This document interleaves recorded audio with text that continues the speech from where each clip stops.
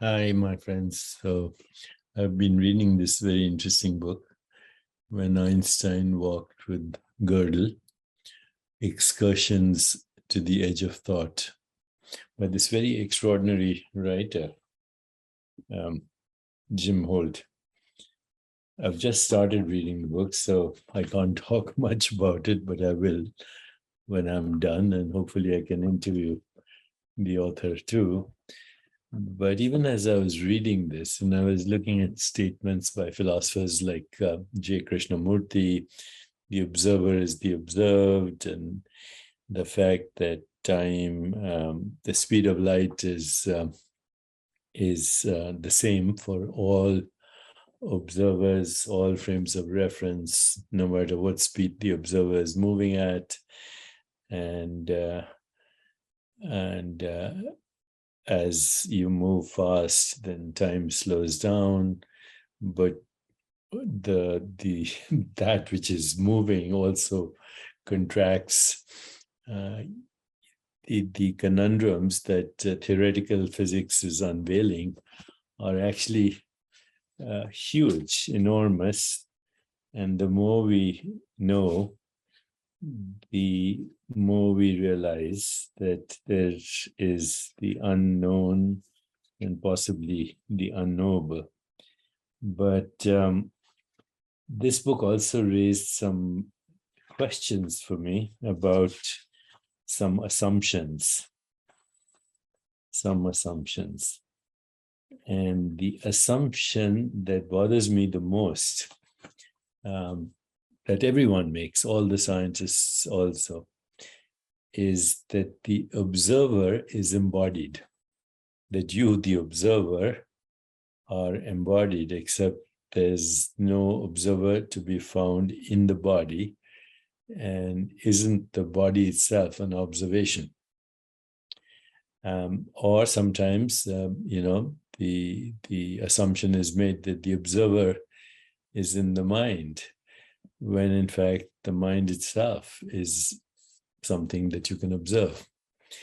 So if there is no embodied observer, then actually the observer is formless and is bubbling with what we call self-interaction that produces qualia. Qualia are qualities of awareness in the form of fluctuations of awareness. And these fluctuations are referred to as vrittis, fluctuations, excitations, or you might even say vibrations. So these vibrations are experienced as sensations, as sense perceptions, as our thoughts, as our emotions, and as our feelings and our imagination. But all this process is happening in a formless awareness. And being formless, the awareness itself is not a creator of experience, because if it is formless, it has no boundary, there's no inside and no outside.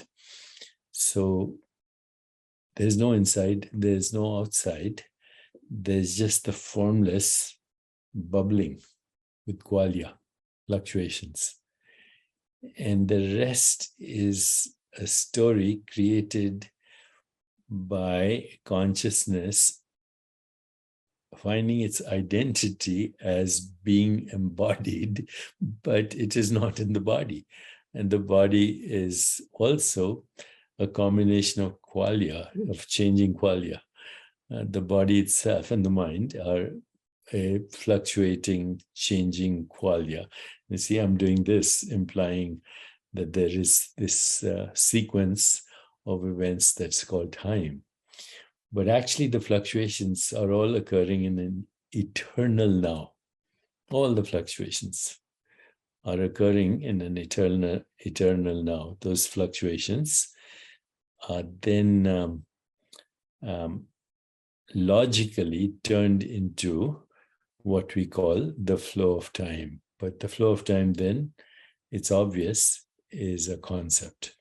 And if the flow of time is a concept, then everything that happens in time is a constant, is a concept. Everything that happens in time, time itself is a concept. The body itself is a concept. There is no me having the concept. The concept is, in fact, also a fluctuating qualia. So this is the mystery, that out of timelessness, we as humans, assuming we are a consciousness that exists within the body, that identity inside this body is creating a concept called time as a result of interpreting fluctuating qualia, which are occurring in a formless awareness which has no outside and no inside. So if there's no outside, there's no inside. Where are you? And are you embodied inside this body, or do you exist outside the body? But as John Wheeler said, and these conversations keep coming up in these books, the boundary of a boundary is boundless. There is no boundary anywhere. Once upon a time, I edited a book where I asked a number of physicists if they agreed on one thing, quantum physicists, because they all disagree about interpretations of quantum mechanics. And finally, they did agree on one thing, and that was there are no boundaries in reality. All boundaries are perceptual artifacts. So the idea that you are embodied is also a perceptual artifact, that you are inside the body and everything else is outside the body is also a perceptual artifact. There is no inside, there is no outside, there is no time. And ultimately, there is no space either. And who you are is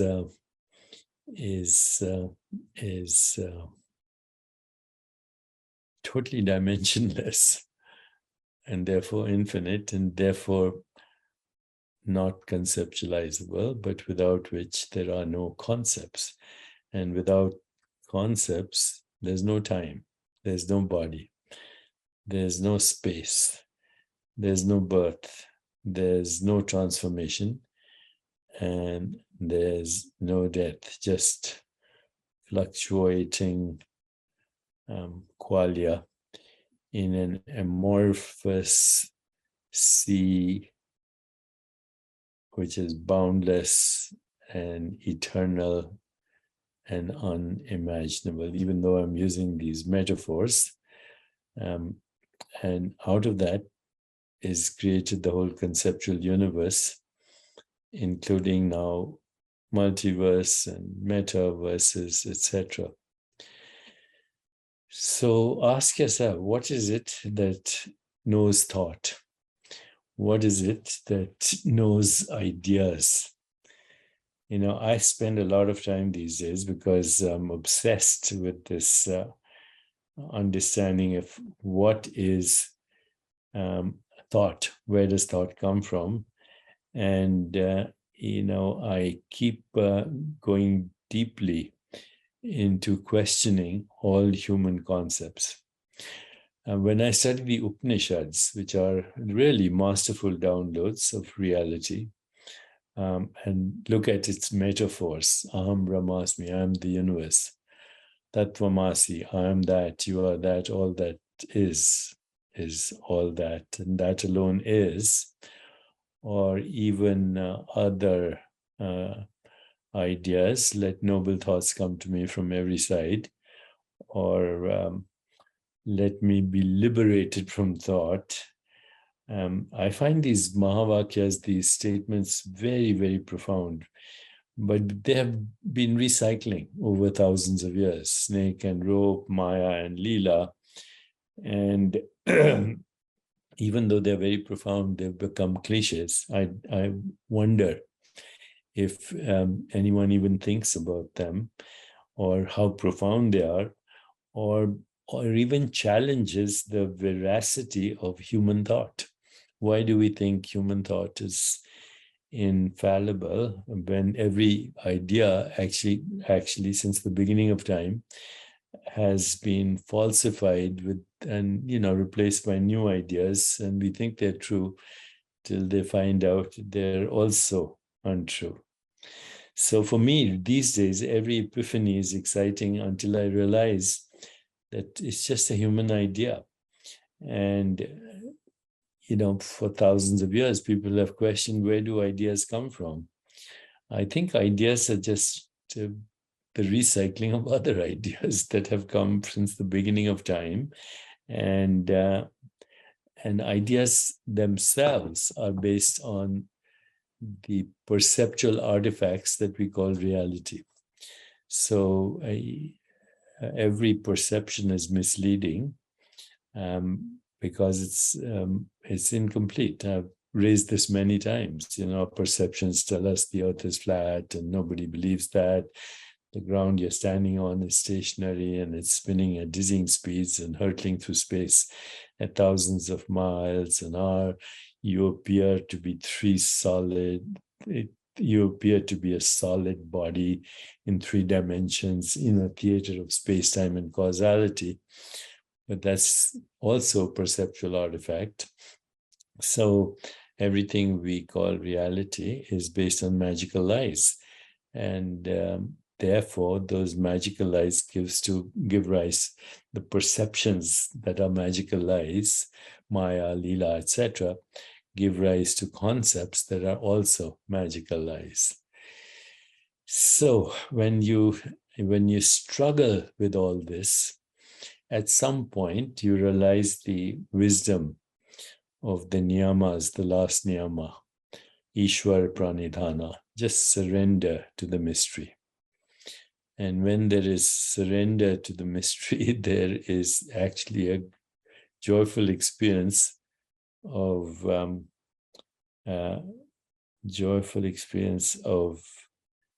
non-identity. And there's also the revelation that every identity is a provisional, changing, transforming process in this amorphous, borderless, formless sea of awareness, which is infinite and borderless, and somehow creating tricks inside, outside, birth, death, space, time, gravity, curvature of space, time, and gravity, all human ideas. Based on what? Based on perception and then cognition. And of course, expanding our perception into the realm of the microscopic and the realm of the macroscopic, but never asking who or what is it that perceives? Who or what is it that knows? Who or what is it that doesn't know? Who or what is it that questions? Who or what is it that assumes that existence has a reason? Who or what it is that cannot explain existence? And if existence cannot be explained, then nothing can be explained. There's no explanation for anything. All explanations are human ideas based on perceptual artifacts. And yet here I am writing books and selling words for an income, because this is the human play, the human drama, the human avatar playing with other avatars in a collective dreamscape, only to discover that it was all a play. And in that play, you as formless being are all characters. You're the hero, you're the protagonist, you're the villain, you're the choreographer, you are the redeemer, and you're also the devil. And and waking up to this reality of infinite immortal being in the beginning might even create the heebie-jeebies for you, because you say, what happened to me? I mean, I'd realize this right now as I look at my life, look at, in recapitulation, look at that boy sitting on his mother's lap. Neither that boy exists, nor does that mother exist. And yet I continue to exist. The boy is gone, the mother is gone, the teenager is gone, the medical student is gone, the young man is gone. This too will be gone. But even as I imagine everything that is gone, and ultimately this too will be gone, I survive as the awareness that can perceive this whole process, that questions this whole process, and that I am never changes. Only I am this or that changes, and I am this or that also changes in an eternal now. So I must be the eternal now, and that is the I am that is also the I am that is you. I am is all I ams, all times, in an eternal now. And this feels like love. This feels like love. Love has no reason. Love has no reason, and yet it might be ultimate truth. So today I just was in a mood to share with you some of my own conundrums, and the realization that if existence has no explanation, then nothing has explanation. And if nothing has explanation, there is nothing to do except surrender to the mystery and go with the flow. Go with the flow. As Rumi said, exchange your bewilderment, exchange your cleverness, he said. Rumi said, exchange your cleverness for bewilderment. And if you're bewildered, you might suddenly find yourself in joyful ecstasy out of bewilderment. And therein lies creativity, which is just basically jumping from one story, one context, one meaning, one interpretation of relationships to a new story, new meaning, new context, another interpretation of relationships, and all the while not knowing who or what is doing that, till you realize that it is the eternal I am that is constantly creating, maintaining, and disintegrating itself into the nothingness from where we all come. We come spinning out of nothingness, scattering stars like dust, as Rumi said. And this nothingness is not an emptiness that is a meaningless void. It could be the womb of creation. And you are that womb. And that womb is a matrix of interbeings that is recycling and evolving. Is well, this, all at the same time. If you're not bewildered by now, then go back to sleep.